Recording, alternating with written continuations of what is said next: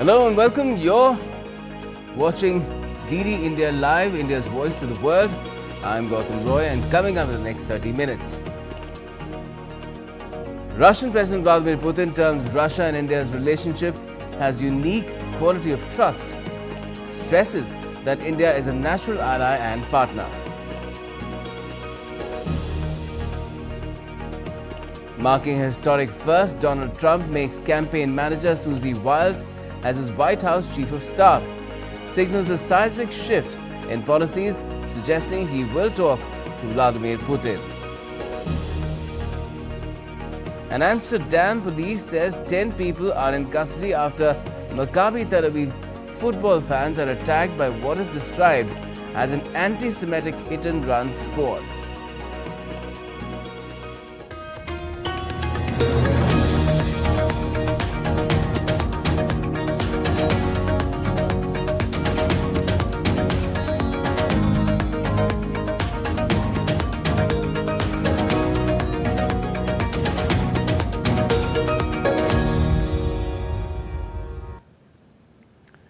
Russian President Vladimir Putin has emphasized that India and Russia are natural allies and partners for decades. President Putin was addressing the Valdai Discussion Club in Sochi. Calling India a great nation, Putin noted that cooperation between Moscow and New Delhi is expanding across all sectors. India is our natural partner and ally for decades. It has been so for decades, and I think everyone knows fully well what kind of role was played by the Soviet Union and Russia in India acquiring its independence, the way we supported the Indian nation for decades.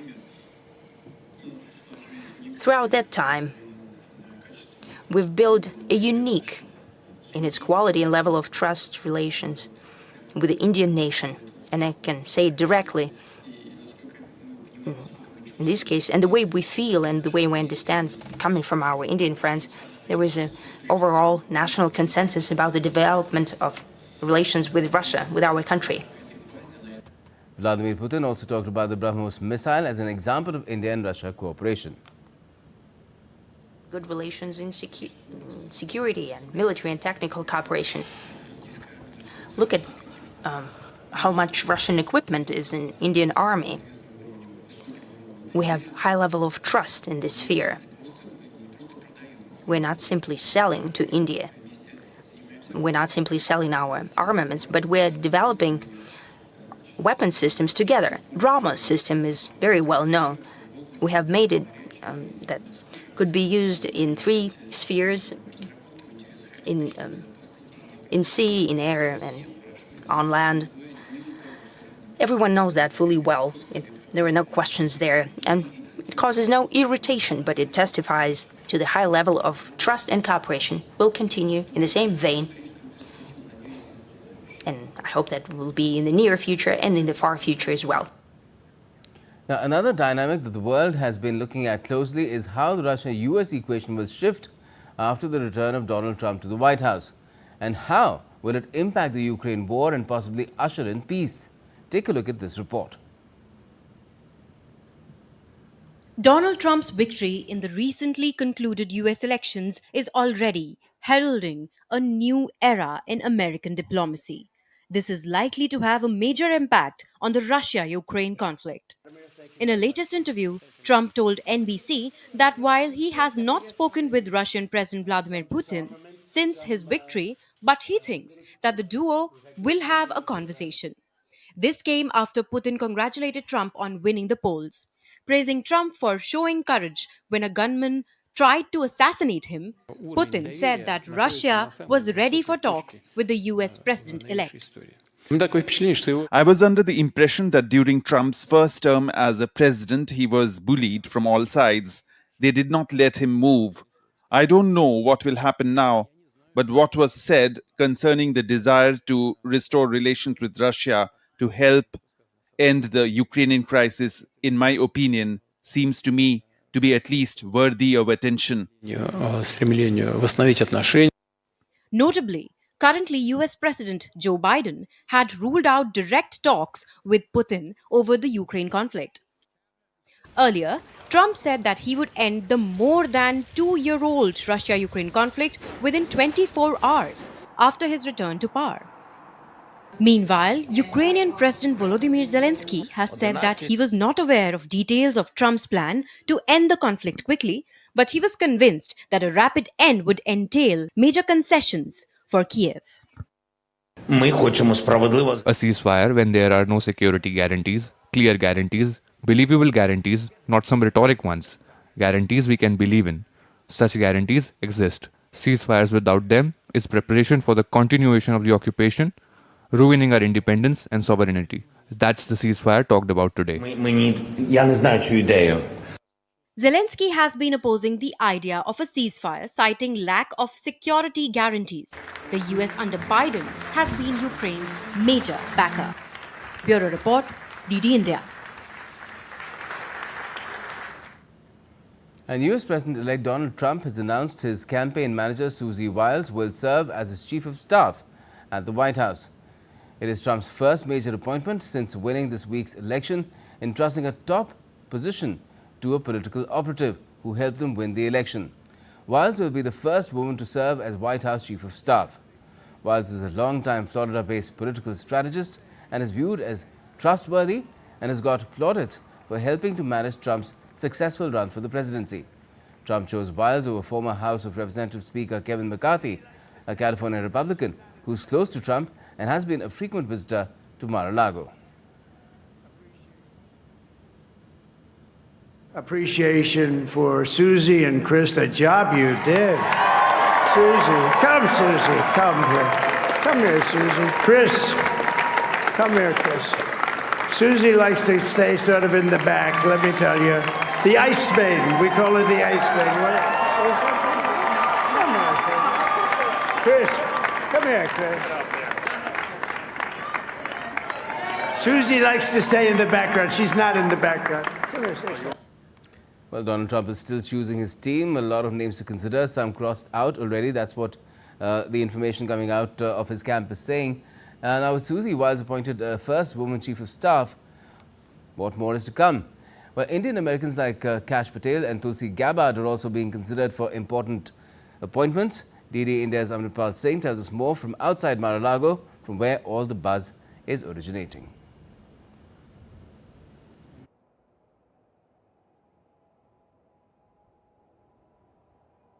Oh, Donald Trump is right behind me here at Mar-a-Lago, closeted with his team of strategists to choose his next team or his cabinet major appointments. As you know, President Biden has already invited him to the White House, which he said that he'll be doing that shortly. He hasn't done it as of now. That's almost customary here.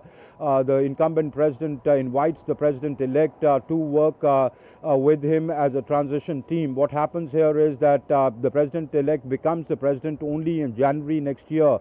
There's a whole process of electors being confirmed by the Secretary of States of the states, and then that being sent to the Congress, where the Senate President formally on the 6th of January announces the electors, and the President is chosen and he takes over in January.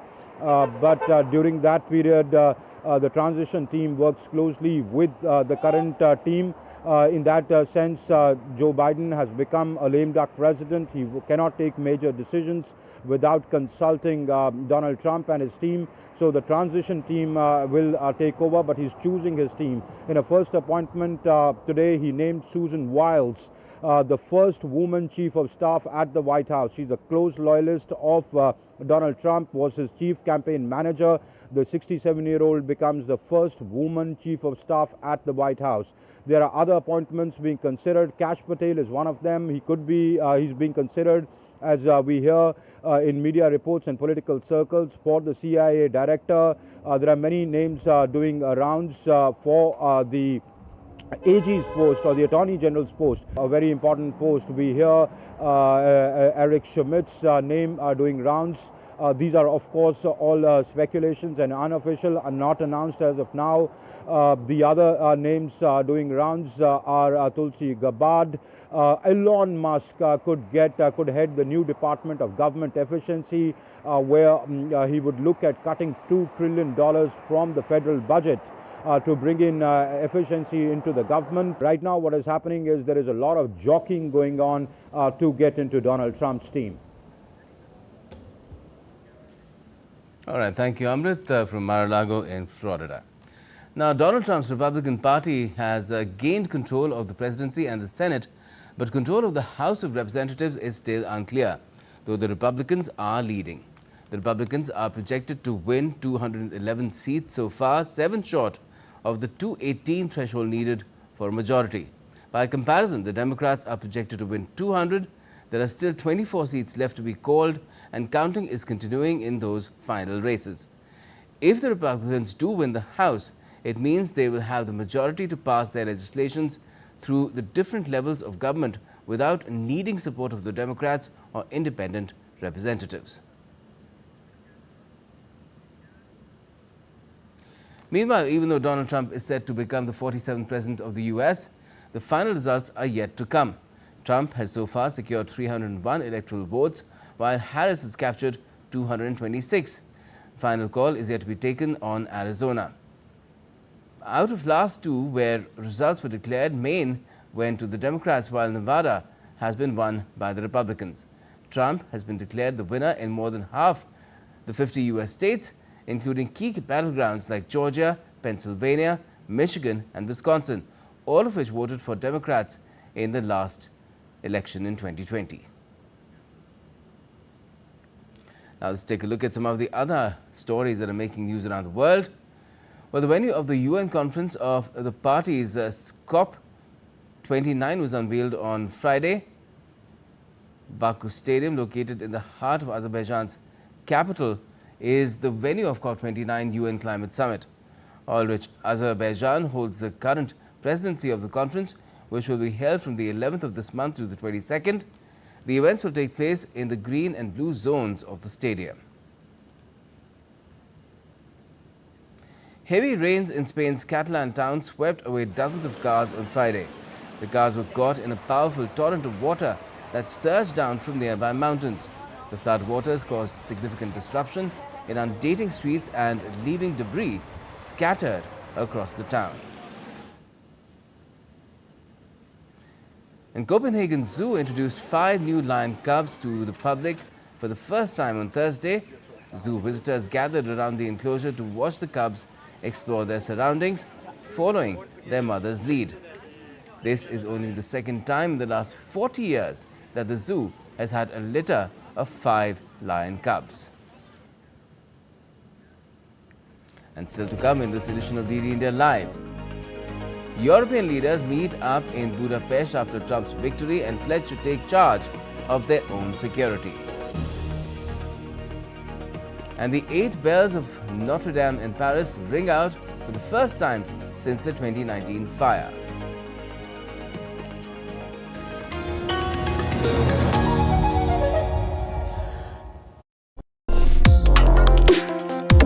Complex issues, hidden agendas, twists and turns, strategic games.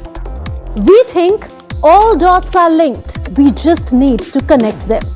Join me every week as I connect the dots to unravel hidden designs in statecraft, mysteries, and decode issues that matter to you. Watch Connecting the Dots with me at these times on DD India.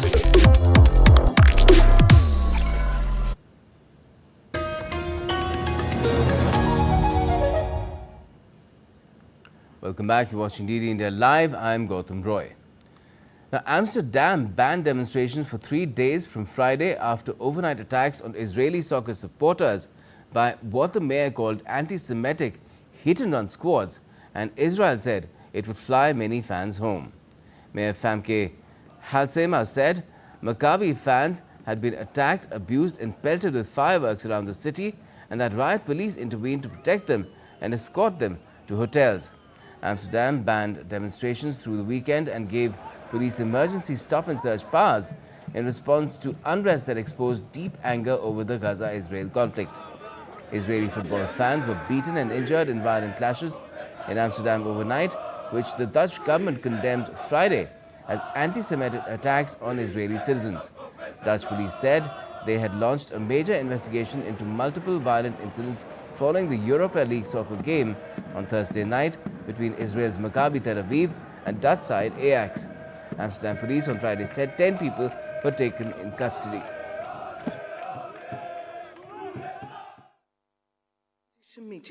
Yesterday, there was an outburst of anti-Semitism such as we had hoped to see no more in Amsterdam.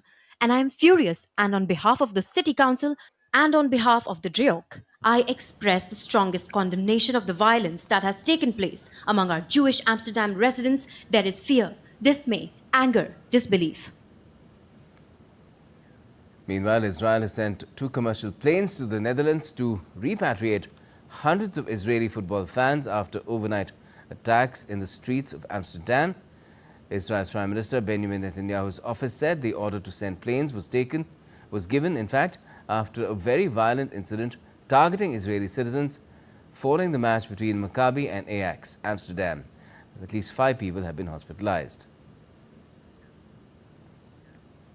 And European Commission President Ursula von der Leyen condemned the attacks on fans of Israeli football team. She posted on X saying, and I quote, "Outraged by last night's vile attacks targeting Israeli citizens in Amsterdam. I strongly condemn these unacceptable acts. Anti-Semitism has absolutely no place in Europe, and we are determined to fight all forms of hatred." German Foreign Minister Annalena Baerbock also voiced her shock and disgust. She said, and I quote, "The pictures from Amsterdam are terrible and deeply shameful for us in Europe. The outbreak of such violence against Jews crosses all borders. There is no justification for this. Jews must be safe in Europe." And the United Nations also reacted on the incident and said it was deeply troubled by the clashes in Amsterdam. We have seen these very troubling reports. Nobody should be subjected to discrimination or violence on the basis of their national, religious, ethnic, or other origin. We understand, as you point out, that authorities have launched an investigation into this incident. European leaders met in Budapest after Donald Trump's election victory, expressing a shared realization Europe must take charge of its own security. Hungarian Prime Minister Viktor Orbán said European Union needs to rethink its support for Ukraine following Donald Trump's US election victory, adding that Europe cannot finance the war alone. Orbán is Russian President Vladimir Putin's closest ally in the European Union, a position that has put him out of favor with the bloc. Trump and Orbán have long shown mutual admiration. There was an agreement that the American election results should be reacted to. We need to know that big changes are coming and we need to react to it. There was an agreement that there should be peace in Europe as soon as possible. There was an agreement that Europe should assume greater responsibility for its own peace and security in future. To put it even more bluntly, we cannot expect Americans to be the only ones to take care of us. Now, as European Union leaders meet in Budapest amid a German government crisis following the collapse of Germany's ruling coalition, joining us with more is DW's Chiponda Chimbelu. Hi Chiponda, how have EU leaders reacted to the government collapse in Berlin?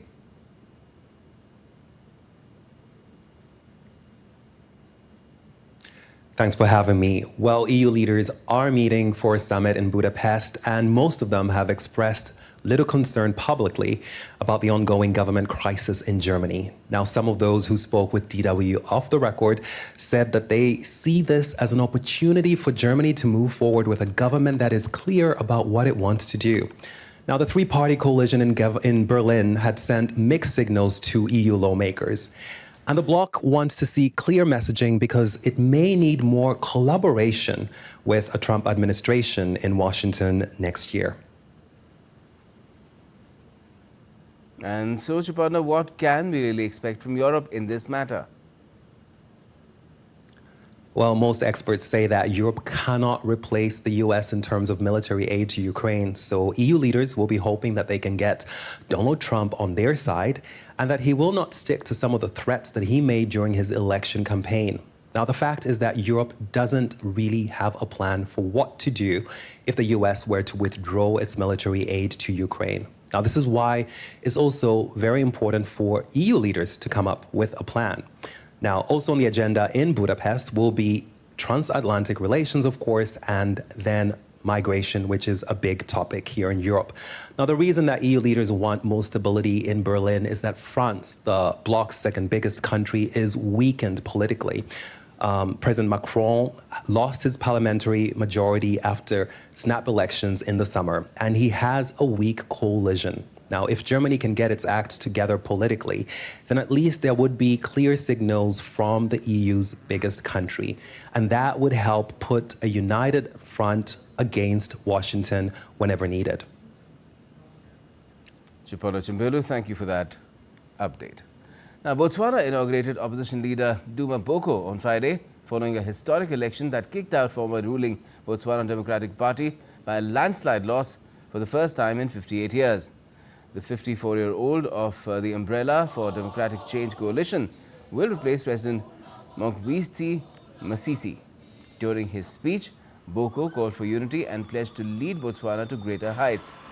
Analysts blamed mounting economic grievances, particularly among young people, for the downfall of the BDP, which has governed the southern African state for around 2.5 million people since independence from Britain in 1966.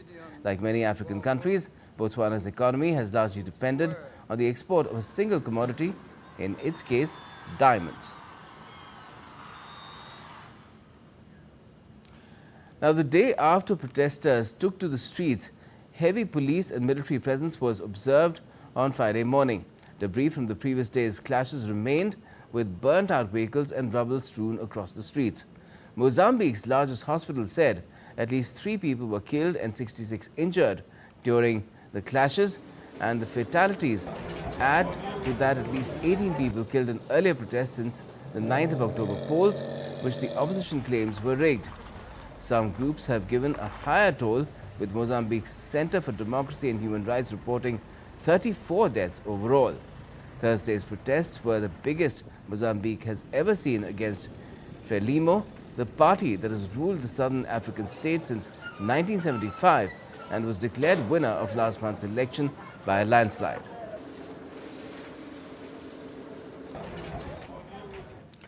Now, the bells of Notre Dame in Paris rang out together on Friday for the first time since a 2019 fire devastated the historical cathedral.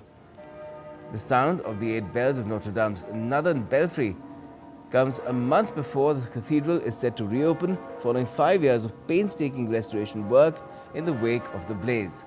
The heaviest bell, called Gabriel, weighs over 4 tons, and the lightest, Jean-Marie, 800 kilograms. A weekend of ceremonies will be marking Notre Dame's reopening on the 7th and 8th of next month. India's External Affairs Minister Dr. S. Jaishankar is in Singapore on the second leg of his 2-nation visit, where he has addressed the 8th roundtable of ASEAN-India network of think tanks, emphasizing the importance of advancing regional connectivity in light of recent global events, highlighting some of India's initiatives like Trilateral Highway to Southeast Asia, the India-Middle East-Europe Corridor, and the International North-South Transport Corridor. He added that both sides are also actively discussing developments in digital and energy connectivity. Recent conflicts and extreme climate events have only underlined the case for new connectivity initiatives. Where India is concerned, the Trilateral Highway to the East, the India-Middle East-Europe Economic Corridor, IMEC, and the International North-South Transport Corridor, INSTC, are major commitments. Understanding their implications is key to exploiting the opportunities they could present. Digital and energy connectivity have also been the subject of recent conversations, especially between India and Singapore. At the start of the day, the External Affairs Minister met Deputy Prime Minister and Minister for Trade and Industry, Gan Kim Yong. Both sides discussed taking forward contemporary India-Singapore partnership with a focus on industrial parks, green energy, skilling, innovation and semiconductors. The landscape of electronic warfare is constantly evolving, and so to keep the armed forces of India ready for the emerging challenges, a seminar, Niche Technology Nexus Series 2024, Innovating Tomorrow's Battlefront with Quantum and Electronic Mastery, was organized in New Delhi on Friday. Top brass of the Indian Army and experts from the field participated in the event. Addressing the gathering, the Chief of Defence Staff, General Anil Chauhan, said that quantum technology is the need of the hour and India has the potential to be a global leader in this field. The recently launched National Quantum Mission and the operationalization of the 4 thematic hubs with wheel and spoke concept in a primary institutes, which was mentioned by Professor Sugat, that's IISc Bangalore for quantum computing, IIT Madras for quantum communications, IIT Bombay for quantum sensing and metrology, and IIT Delhi for quantum materials and devices, holds the potential to propel country's technological ecosystem at the global level.